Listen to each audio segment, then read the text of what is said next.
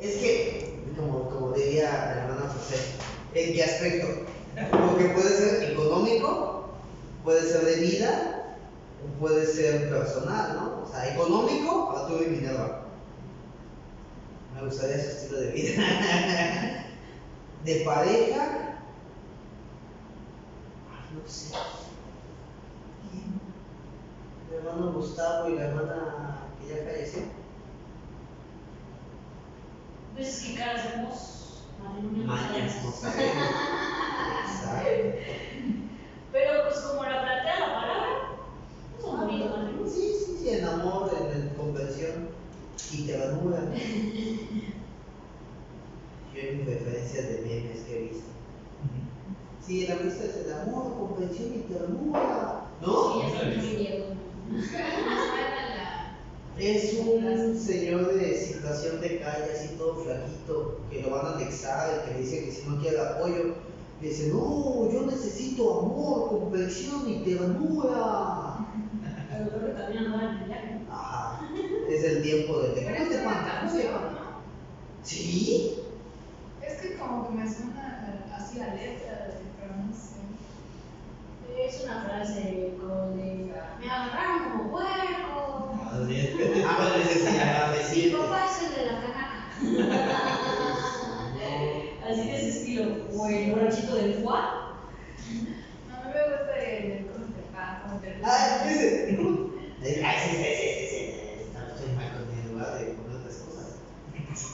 Yo necesito amor, comprensión y ternura. Ah, porque lo quieren anexar. No necesito estar enterrado. Yo necesito amor. Así yo contesto, amor, comprensión y ternura. Vamos a hacer una oración. ¿Y se ha llevado? No, les estaba preguntando cómo les va con sus tareas. Ay, y ahorita preguntamos si debatimos, si tienen dudas. Vamos a ver. ¿Ahora estoy bien? Sí, gracias. Querido Padre Celestial, te damos gracias por este sábado que nos has bendecido, nos has regalado un día más de vida, Señor, que nos permites estar aquí aprendiendo de tu palabra. Permítenos corazones humildes que puedan absorber todo el conocimiento que se pueda, pero sobre todo que lo podamos transmitir en nuestra vida cotidiana, Señor. Gracias por este futuro matrimonio que está aquí presente con el corazón gustoso de aprender acerca de ti, Señor. Danos a nosotros palabras que sean sabiduría tuya, Señor, que vengan de tu Espíritu para poder explicar el tema de hoy, Señor. Gracias por todos los aquí presentes, los que no pudieron, Señor, tú sabes por qué, Señor, permíteles poder venir en la siguiente clase, Señor. Y lo mismo el matrimonio que se fue, cuídalos, guárdalos, llévalos también a su casa y a nosotros también cuando esta clase termine. En el nombre de tu amado Hijo Jesucristo, amén. Amén. Ok. De la clase pasada, ¿qué se acuerdan? Valiente como un león y manso como un cordero. El esposo como cabeza. ¿Qué significa liderar? Ah, qué chido, dice.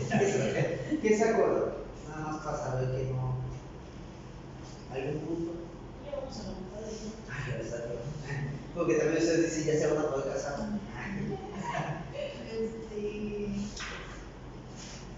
Ajá, era más que nada para los hombres, ¿no? Aparte, el hecho de saber guiar o tomar esa de líder en el matrimonio, pero también tener esa humildad para decir también yo puedo aprender, también puedo ser guiado.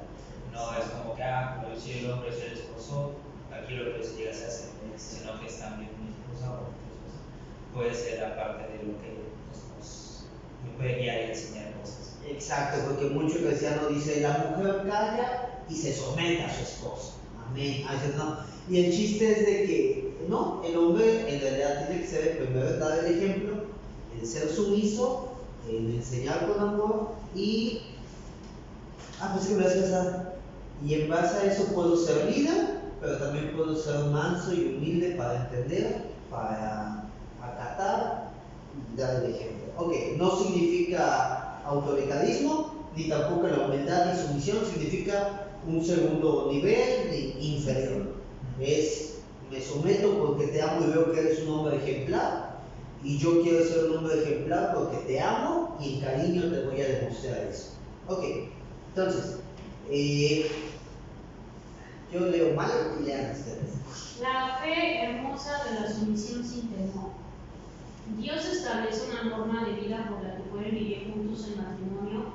Esposas, sujétese cada uno a su esposo como corresponde a quienes pertenecen al Señor. Maridos, ame cada uno a su esposa. Colosenses 3, 18 y 19. Con su matrimonio, ustedes están fundando un hogar. Eso necesita una norma de vida, y esta norma de vida es tan importante que Dios mismo la establece, porque sin ella todo estaría dislocado. Pueden poner su hogar en orden como les parezca, excepto por una cosa. La esposa tiene que estar sujeta a su esposo y el esposo tiene que amar a su esposa. De la misma manera, ustedes esposas tienen que aceptar la autoridad de sus esposos. Entonces, aun cuando alguno de ellos se niegue a obedecer la buena noticia, la vida recta de ustedes le hablará sin palabras. Ellos serán ganados al observar la vida pura y la conducta respetuosa de ustedes. No se interesen tanto por la belleza externa, los peinados extravagantes, las joyas costosas o la ropa elegante. En cambio, vístanse de la belleza interior, la que no se desvanece, la belleza de un espíritu tierno y sereno, que es tan precioso a los ojos de Dios. Así es como lucían hermosas las santas mujeres de la antigüedad. Ellas confiaban en Dios y aceptaban la autoridad de sus maridos. Por ejemplo, Sara obedecía a su esposo Abraham y lo llamaba Señor. Ustedes son sus hijas cuando hacen lo correcto sin temor a lo que sus esposos pudieran hacer. Primera de Pedro 3, del 1 al 6. Habiendo dedicado 2 capítulos al rol del esposo como cabeza del matrimonio, ahora nos ocuparemos del rol de la esposa. La sumisión. Ansío que hombres y mujeres, solteros y casados, viejos y jóvenes, escuchen esto como un llamado a algo fuerte, noble, bello, serio y digno del más elevado esfuerzo espiritual y moral de una mujer. Para crear el marco de ese impacto, observe las siguientes 2 frases en 1 de Pedro 3:1. De la misma manera, ustedes esposas tienen que aceptar la autoridad de sus esposos. Observe la palabra sus en sus esposos. Eso significa que hay una sumisión exclusivamente adecuada a su propio esposo, que no es adecuada en relación con otros hombres. Usted no es llamado a someterse a todos los hombres de la manera en que se somete a su esposo. Luego, note la frase al comienzo. De la misma manera, ustedes esposas, esto significa que el llamado a la sumisión de la esposa es parte de un llamado más amplio, a la sumisión para todos los cristianos en diferentes maneras. Sumisión para todos los cristianos. En 1 de Pedro 2, 13 al 17, Pedro nos amonesta a todos a someternos por el amor al Señor, a toda institución humana, ya sea al emperador como autoridad suprema o a los gobernadores nombrados por él. En otras palabras, respetar los límites de velocidad, pagar los impuestos y ser respetuosos con los policías y senadores. Después, en 2, 18, 25, Pedro se dirige a los criados, oí que trae en la iglesia y los amonesta a someterse a sus amos con todo respeto, ya sean buenos o difíciles de soportar. Entonces, en 3, 1, 6, Pedro instruye a las esposas a someterse a sus esposos, incluyendo a los esposos que no son creyentes.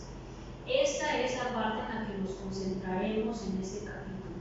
Más tarde, en el versículo 7, él instruye a los esposos a ser comprensivos con sus esposas como participantes iguales de la nueva vida. Finalmente, en 3, 8, 12, Pedro le dice a toda la iglesia que viva en unión y compasión, en amor fraternal y en humildad los unos con los otros, y que no devuelvan mal por mal. Dicho de otro modo, sométanse y sírvanse los unos a los otros.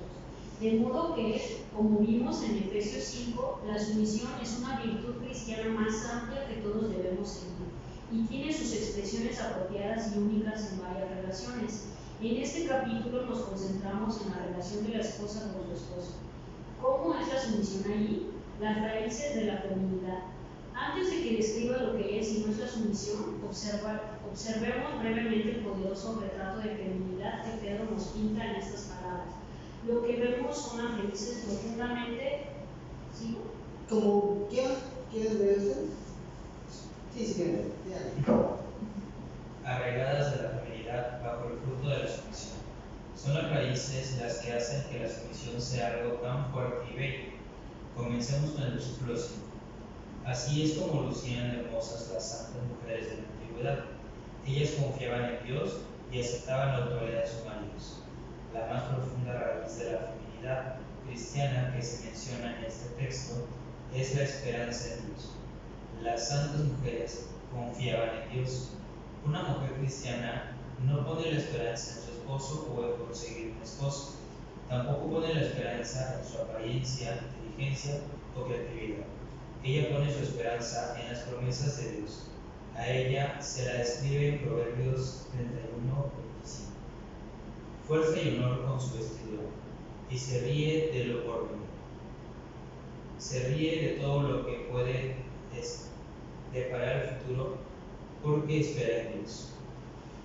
Pone su mirada lejos de los problemas, miserias y obstáculos de la vida que parecen traer un futuro sombrío, y concentra su atención en el amor y en el poder soberano de Dios que reina en el cielo y hace lo que le parece en la tierra. Salmo 95. Ella conoce la Biblia, conoce la teología de la soberanía de Dios y conoce la promesa que Él estará con ella y la ayudará y le dará fuerzas, pase lo que pase. Esta es la profunda e inconmovible raíz de la feminidad cristiana. Y Pedro la expresa explícitamente en el versículo 5. No está hablando de cualquier mujer, está hablando de mujeres con raíces bíblicas, inconmovibles, con la bondad soberana de Dios, es decir, mujeres santas que confían en Dios. Sin temor. Lo siguiente que vemos sobre la feminidad cristiana, luego de la esperanza en Dios, es la libertad del temor que genera estas mujeres. Así que el versículo 5 dice que las santas mujeres de antaño confiaban en Dios, y después el versículo 6 muestra a Sara, la esposa de Abraham, como un ejemplo para luego referirse a las demás mujeres cristianas como sus hijas. El versículo 6 dice: ustedes son sus hijas cuando hacen lo correcto sin temor. Por lo tanto, este retrato de feminidad cristiana está caracterizado primeramente por la esperanza en Dios y luego por lo que resulta de esa esperanza, es decir, falta de temor. Ella no le teme al futuro, se ríe del futuro. La presencia de la esperanza en la invencible soberanía de Dios destierra el temor, o, para decirlo de una manera más cuidadosa y realista, las hijas de Sara luchan contra la ansiedad que surge de sus corazones, le hacen la guerra al temor y lo vencen poniendo su esperanza en las promesas de Dios. Las mujeres cristianas maduras saben que seguir a Cristo significa sufrir, según de Timoteo 3:2. Pero cree en las promesas como la de 1 Pedro 3:14. Pero aún así sufren por hacer lo correcto. Dios va a recompensarlos, así que no se preocupen ni tengan miedo a las amenazas. Y 1 Pedro 4:19, de modo que si sufren de la manera que agrada a Dios, sigan haciendo lo correcto y confíenle su vida a Dios, quien los creó, pues Él nunca les falla. Eso es lo que hacen las mujeres cristianas: encomiendan sus almas al fiel Creador, esperanza en Dios y triunfarán sobre ti. Esperan en Dios y triunfarán sobre ti. Belleza interna. Eso nos lleva al tercer aspecto del retrato que Pedro hace de la feminidad. Un enfoque en la belleza interna en lugar de la externa. Primera Pedro 3:5 comienza diciendo: así es como lucían hermosas las santas mujeres de la antigüedad. Esta hermosura se refiere a lo que describió en los versículos 3 y 4. No se interesen tanto por la belleza externa, los peinados extravagantes, las joyas costosas o la ropa elegante. En cambio, vístanse con la belleza interior, la que no se desvanece, la belleza de un espíritu tierno y sereno, que es tan precioso a los ojos de Dios. Sabemos que esto no significa que se excluyan todas las joyas, los peinados y la ropa fina. Observe que dice: no se interesen tanto por esas cosas. Lo que él quiere decir es: No centre la mayoría de su atención y su esfuerzo en su apariencia externa. Concéntrela en la belleza interior. Esfuércese y ocúpese más de la belleza interior que de la exterior. Él es específico en el versículo 4. Cuando una mujer pone su esperanza en Dios y no en su esposo ni en su apariencia, y cuando vence el temor mediante las promesas de Dios, esto afectará su corazón. Le dará una tranquilidad interior. A eso se refiere Pedro en el versículo 4, cuando dice, la belleza interior, la que no se desvanece, la belleza de un espíritu tierno y sereno, que es tan precioso a los ojos de Dios. Una clase de sumisión única. Nos queda por ver un aspecto más de este retrato de femineidad. Primero, había esperanza en Dios. Eso conduce a la libertad del temor ante cualquier cosa que el futuro pueda deparar. Luego, eso lleva a la tranquilidad interior y a la ternura. Finalmente, ese espíritu se expresa a sí mismo en una clase de sumisión única al esposo. El versículo 1 dice, de la misma manera, ustedes esposas, tienen que aceptar la autoridad de sus esposos. En el versículo 5 leemos, así es como lucían hermosas las santas mujeres de la antigüedad. Ellas confiaban en Dios y aceptaban la autoridad de sus maridos. Esa es una breve... Sí, bueno. No, pero vas a allá, ¿no? No, todavía. Ah, ok, cualquier cosa. Ok. Sí, ahorita vamos a acabar después. Gracias, mamá. Esa es una breve mirada al retrato de la clase de mujer que Pedro tiene en mente cuando le pide a una mujer que se someta a su esposo. Aquella con una inquebrantable esperanza en Dios, plena de valentía y sin temor ante el futuro, con una tierna tranquilidad en el alma y con una sumisión humilde al liderazgo de su esposo. Pausa. Para antes de que vas a continuar leyendo, yo no quiero leer. Ok, vamos a leer 1 Pedro 3 del 1 al 8, yo lo leo. Dice, deberes conyugales, porque estamos viendo que habla Pedro, pero no sabemos el contexto, ¿no? Deberes conyugales. Asimismo, vosotras mujeres, estad sujetas a vuestros maridos, para que también los que no creen en la palabra sean ganados sin palabra por la conducta de sus esposas. Aquí el punto muy importante del libro decía, ¿la mujer debe ser sumisa ante todo hombre? No. ¿Ante quién debe ser sumisa? Ante su esposo. La mujer tiene un valor, sí, casada o no casada tiene un valor, pero no deben de vivir en sumisión. Antiguamente las familias eran de que eres la hija, haces de comer a tus hermanos. Eres la hija, tu deber es atender al papá y a los hermanos, porque eres mujer.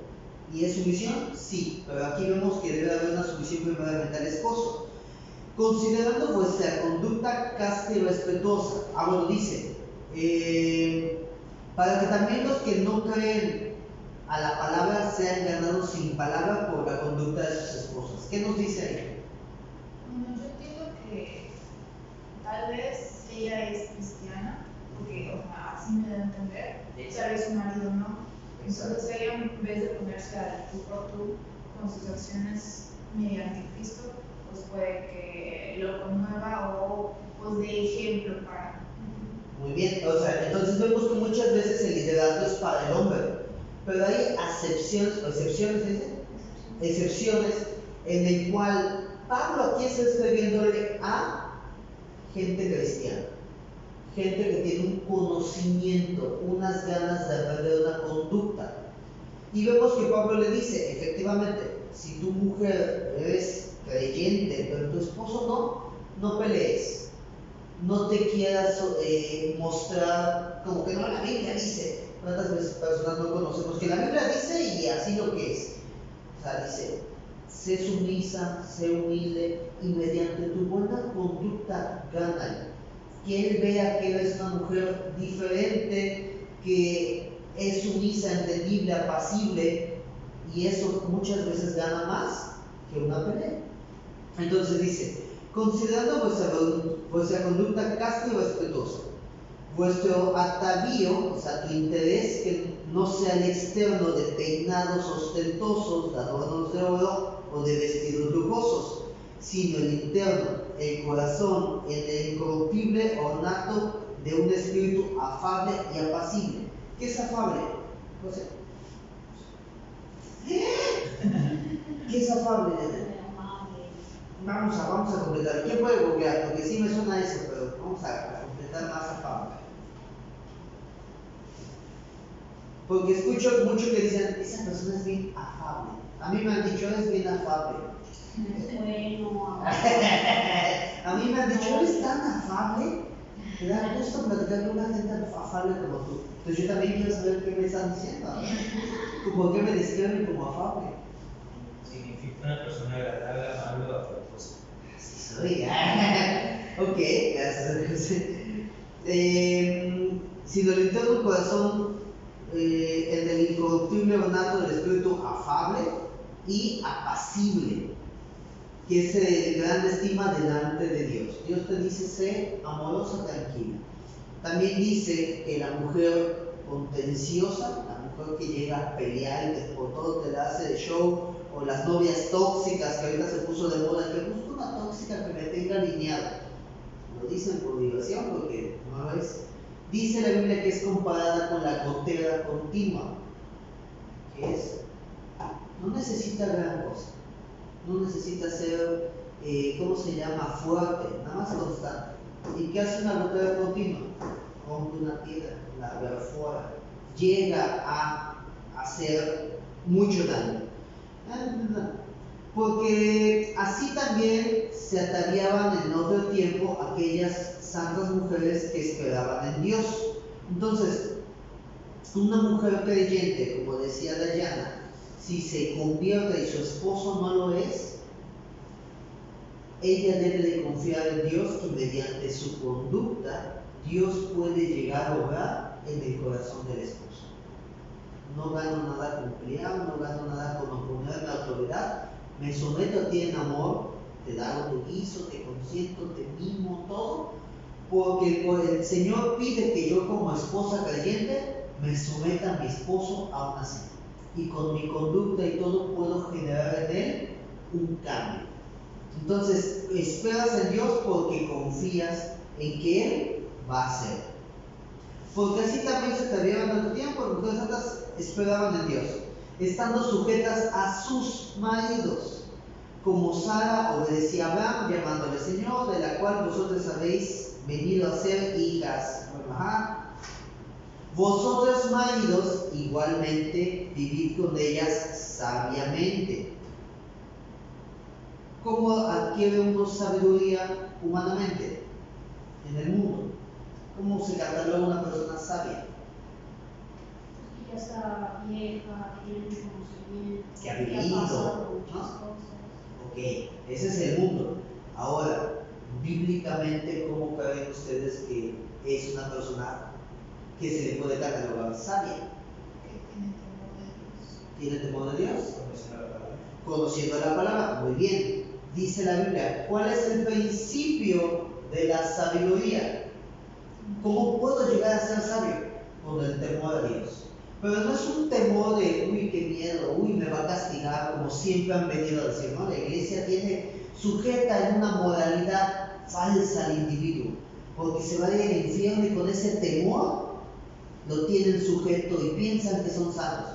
Esa no es un temor a Jehová. El temor a Jehová es, sé lo que el Señor hizo por mí y no lo quiero defraudar. No quiero pecar contra Él por lo mucho que yo he recibido de sus manos.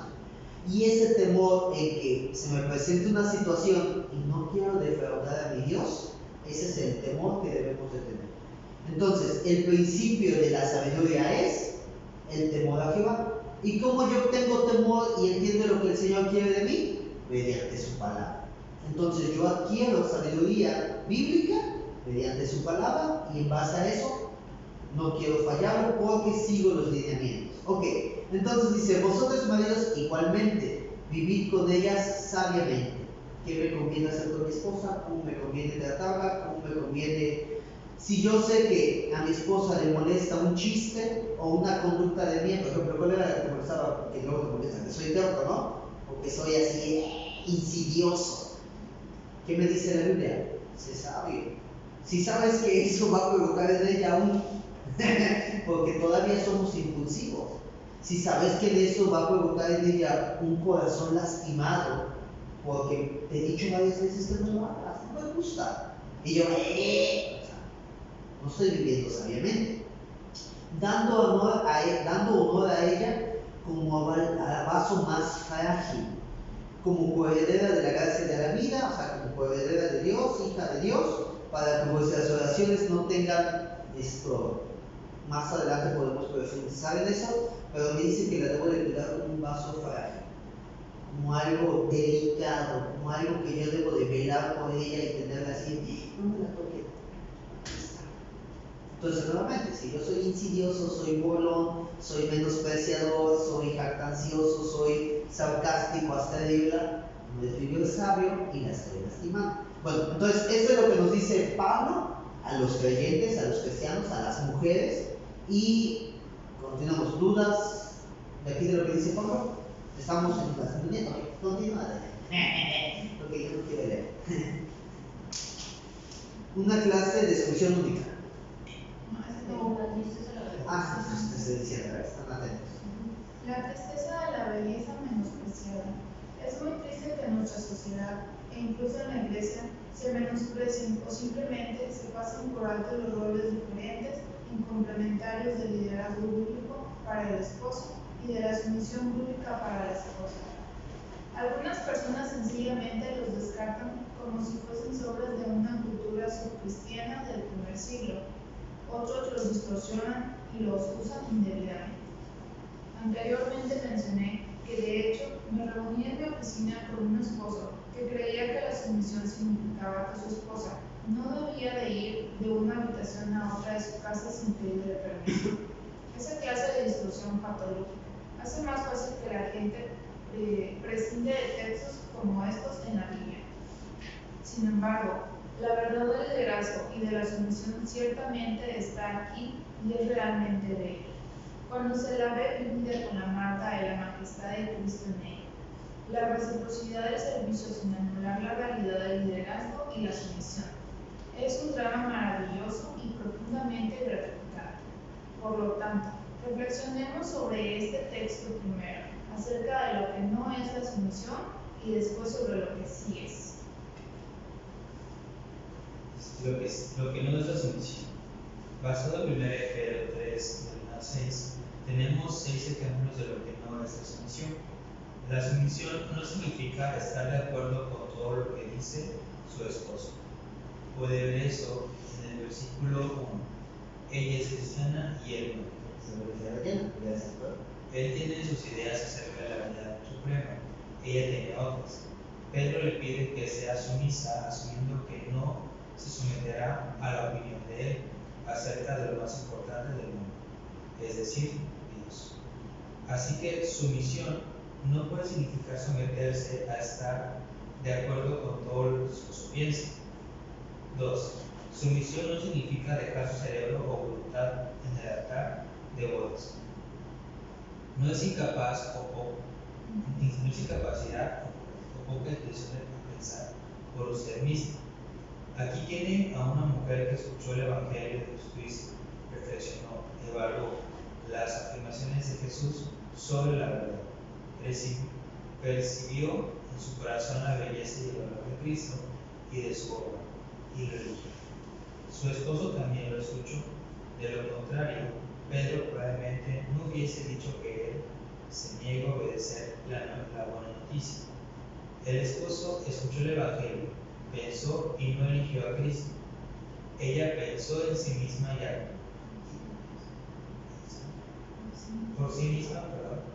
y actuó. Y Pedro no le pide que dé marcha atrás con respecto a ese compromiso. Sumisión no significa evitar todo esfuerzo para cambiar a un esposo. La intención de este texto es decirle a la esposa cómo ganar a su esposo. El versículo 1 dice, tienen que aceptar la autoridad de su esposo. Entonces, aun cuando alguno de ellos se niegue a obedecer la noticia, la vida recta de ustedes les hablará sin palabras. Ellos serán ganados. Si a usted no le importara la Biblia, podría decir, sumisión significa aceptar al esposo tal y como es y no tratar de cambiar. Pero si cree en lo que dice la Biblia, llegará a la conclusión de que la sumisión, paradójicamente, es a veces una estrategia para cambiarlo a él. Sumisión no significa poner la voluntad del esposo antes que la voluntad de Cristo. El texto enseña claramente que la esposa es una seguidora de Jesús antes que una seguidora de su esposo. La sumisión a Jesús relativiza la sumisión a los esposos y también a los gobiernos, a los empleadores y a los padres. Cuando Sara llamó Señor a Abraham en el versículo 6, era Señor con S minúsculo. Pedro se está refiriendo a Génesis 18:2. Se rió, pues, Sara entre sí diciendo, después que he envejecido, tendré deleite, siendo también mi Señor ya viejo. Lo asombroso de esta referencia es que Pedro pasó por alto el ejemplo más alusible de la sumisión de Sara, es decir, cuando Abraham quiso que en Egipto ella eligiera que era su hermano. Aunque corrió riesgo su vida y pudo ser abusada sexualmente, ella obedeció. Pedro decidió no ilustrar su intención con este ejemplo. Sospecho que no le gustó presentarlo como modelo. Abraham no la estaba amando como debía. En cambio, Pedro ejemplifica su punto con respecto a la sumisión de Sara al referirse a una frase en la que ella llama Señor a Abraham por casualidad. Fue un comentario al margen. No tenía por objetivo que Abraham lo escuchara, lo dijo para sí mismo. Eso nos permite dar un simple vistazo a su corazón. Ella lo honra cuando nadie está escuchando. La palabra es como milord. La obediencia que ella profesó es obediencia calificada debido a que su lealtad suprema es para el Señor, con S mayúscula. ¿Ya escribió? 5. Sumisión. No significa que una esposa obtiene principalmente su fortaleza espiritual personal por medio de su esposo. Un buen esposo ciertamente debería fortalecer, edificar y sustentar a su esposa. Debería ser una fuente de fortaleza. Pero lo que muestra este texto es que cuando un esposo carece de liderazgo espiritual, una esposa cristiana no se ve privada de fortaleza. Sumisión no significa que depende de él para que le provea fortaleza de fe, virtud y carácter. De hecho, el texto supone exactamente lo contrario. A ella se le llama a desarrollar profundidad, fortaleza y carácter no de su esposo, sino para su esposo. El versículo 5 dice que su esperanza está puesta en Dios y en el poder de Dios para que un día su esposo se una a ella en la fe. Finalmente, sumisión no significa que una esposa tenga que actuar por miedo. El versículo 6 dice, ustedes son sus hijas de Sara, cuando hacen lo correcto sin temor a lo que sus esposos pudieran hacer. En otras palabras, la sumisión es libre, no se impone por la fuerza. La mujer cristiana es una mujer libre cuando se somete a su esposo, ya sea creyente o no. Lo hace libremente, no por temor. Lo que es la sumisión. Si lo que hemos mencionado no es sumisión, entonces, ¿qué es sumisión? Al final del capítulo 6, basado en Efesios 5, sugerí que la sumisión es el llamado divino de una esposa a honrar y afirmar el liderazgo de su esposo y ayudar a que lleve a cabo de acuerdo a los dones que ella tiene. Eso es lo que también vemos aquí. Es la disposición a seguir la autoridad del esposo y la propensión a someterse a su liderazgo. Es una actitud que dice, me da gusto que tomes la iniciativa en nuestra familia. Me encanta que asumas la responsabilidad y que lideres con amor. No crees con la relación cuando eres pasivo y tengo que asegurarme de que la familia funcione. Sin embargo, la sumisión no sigue a un esposo en pecado. Entonces, ¿Qué dice la sumisión en una situación así? ¿Qué dice la sumisión a un esposo que está guiando a su esposa al pecado? Le dice: me aflige cuando cometes actos pecaminosos y me quieres llevar contigo. Sabes que no puedo hacer eso, no tengo deseos de oponer resistencia, al contrario, crezco más cuando puedo responder con gozo a tu liderazgo, pero no puedo seguirte al pecado. Aunque me encante honrar tu liderazgo en nuestro matrimonio, Cristo es mi rey. La razón por la que digo que la sumisión es una disposición y no una propensión a seguir el liderazgo del esposo es porque habrá momentos en un matrimonio cristiano en los que la esposa más sumisa, por una buena razón, dudará de una decisión de su esposo. Le podría parecer imprudente. Suponga que se trata de Noel y de mí. Estoy por decidir algo en relación a la familia que a ella le parece imprudente. En ese momento, Noel podría expresar su sumisión de esta manera: cariño, sé que has pensado mucho en esto y me encanta que tomes la iniciativa de planearlo y asumir una responsabilidad así, pero no tengo paz con respecto a esta decisión y creo que debemos hablar un poco más sobre ello. ¿Te parece? ¿Esta noche tal vez? Este es un tipo de sumisión bíblica porque, uno, los esposos, a diferencia de Cristo, son falibles y deberían admitirlo. Dos, los esposos deberían desear que sus esposas estuvieran entusiasmadas por las decisiones familiares, puesto que Cristo quiere que la iglesia esté entusiasmada al seguir sus decisiones y no simplemente seguirlas de mala gana. 3. Por la manera en que Noel expresó sus dudas, comunicó claramente que ella apoya mi liderazgo y me afirma en mi rol de ser cabeza. Y 4. Ella ha dejado en claro desde el principio de nuestro matrimonio que, si después de hablar al respecto todavía no estamos de acuerdo, ella respetará la decisión de su esposo. La manera de Dios es buena para nosotros. Termino este capítulo con el recordatorio de que el matrimonio no se trata principalmente de permanecer enamorado, se trata de guardar el pacto. La razón principal por la que se trata de guardar el pacto es porque Dios diseñó la relación entre un esposo y una esposa para que representase la relación entre Cristo y la iglesia. Este es el significado más profundo del matrimonio y por eso, en última instancia, los roles de liderazgo y sumisión son tan importantes. Si queremos que nuestro matrimonio muestre la verdad sobre Cristo y su iglesia, no podemos ser indiferentes al significado del liderazgo y la sumisión. Que no quede por decir que el propósito de Dios para la iglesia y para la esposa cristiana que la representa es su gozo santo y eterno. Cristo murió por ella para llevarlo a cabo. Ok, entonces, ¿qué no es la sumisión? Así en resumen de lo que leímos, ¿qué me pueden decir que no es la sumisión? Pues dejar de pensar por ti misma y obedecer lo que va en contra de Dios. Exacto, ¿qué más no es la sumisión? No es una situación obligada, sino es una situación en la que voluntariamente nos ponemos. Ok, ¿qué más para final?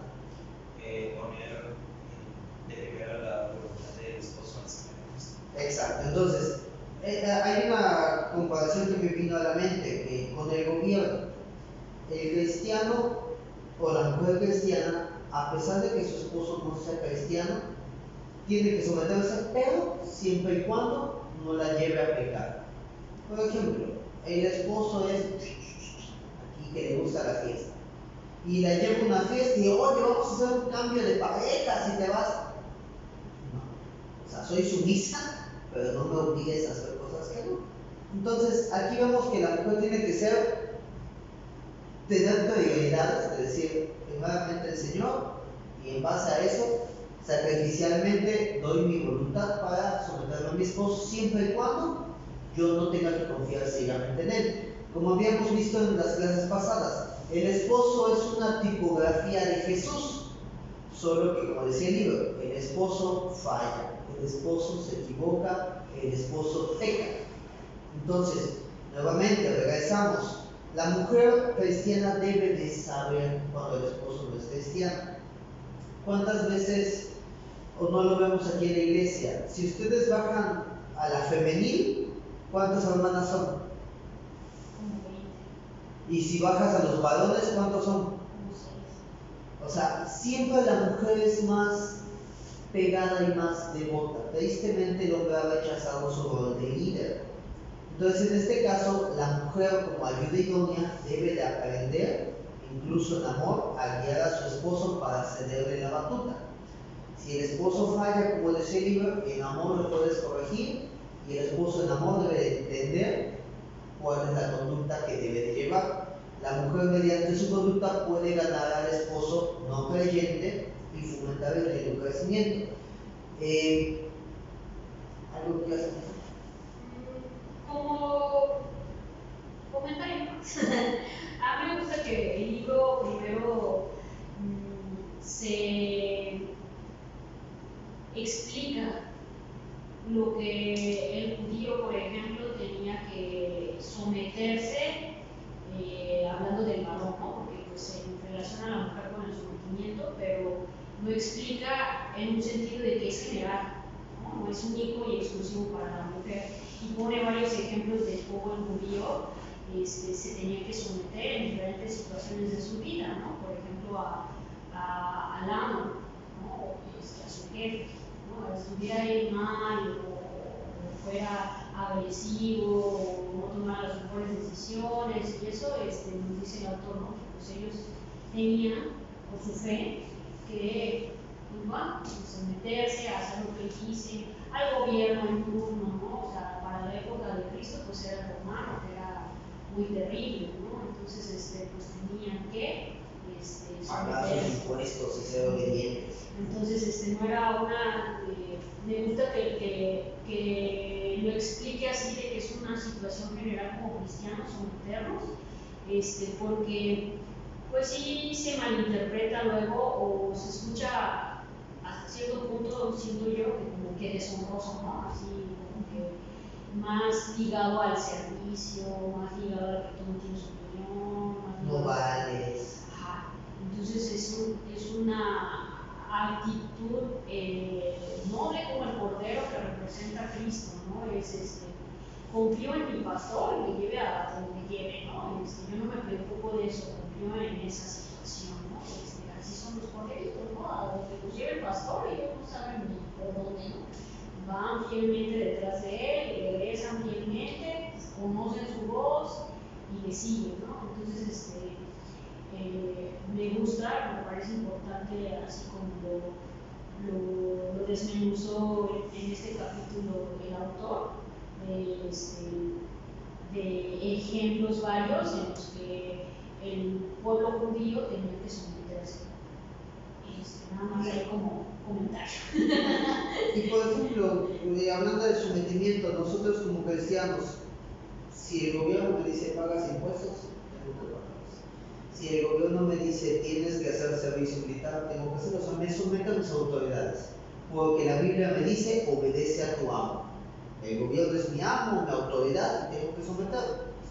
Si el gobierno me dice ahora el gobierno le va a dar educación de sexualidad LGBT a tus hijos, ¿quién es mi autoridad suprema? La Biblia, Dios. En ese caso, sí puedo yo tener un criterio de decir, la Biblia dice, sométete, pero no ciegamente. Si lo que te obligan a someterte te orilla a pecar o a negar tu fe o a hacer algo, tienes autoridad y juicio para tu valorar. No seas un sometido enceguecido, embelesado, radical, sin consideración. O sea, aprende en qué aspecto te debes de aprender a someter. Y la mujer, a esa vez les toca a las mujeres, pues al esposo, como debe ser, sometan. Pues sí, en este caso es a la mujer que se casa o su esposo no es creyente. Con ejemplos se dice cómo someterte y que someterte no es perder tu valor, obedecer ciegamente, es obligatorio, no debe ser pesado, debe ser algo voluntario. Pues son pequeños ejemplos que les da la mujer. Preguntas, curiosidades en base a eso. Siento que luego libro está muy sencillo y difícil a la vez.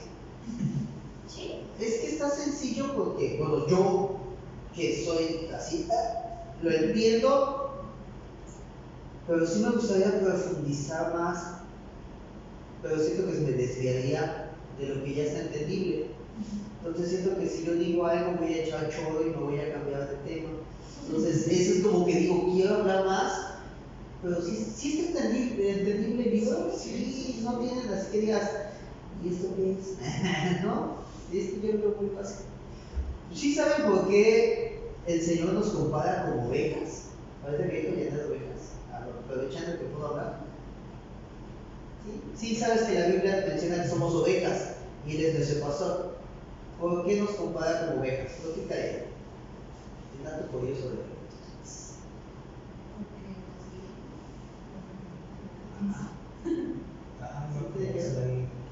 La oveja es un animal que si tú lo llevas por el mismo camino durante muchos años, nunca se pierde el camino. Entonces la similitud entre el cristiano es de que tú puedes pasar por la misma situación y aún así vas a pecar. Tú puedes pasar por la misma situación y aún así la vas a amar. Entonces necesitas un pastor que te guíe. Y como decía Janet, las ovejas siguen al pastor. Así si el pastor se va a algún lado medio extraño, la oveja no puede, pero trata de seguirlo. Porque no se aprende su camino, necesita un guía. Toda su vida necesita un guía la oveja. No es como otros animalitos que migran y ya saben por dónde pasar y llegar al lugar destino. No, la oveja la deja afuera y entonces somos como ovejas. Por eso somos. Eso no está grabado, ¿verdad? Sí. Ay, Señor. Entonces vamos a ver dato por eso. En verdad, si tienen dudas, tienen datos curiosos de decir, ¿por qué me dice esto?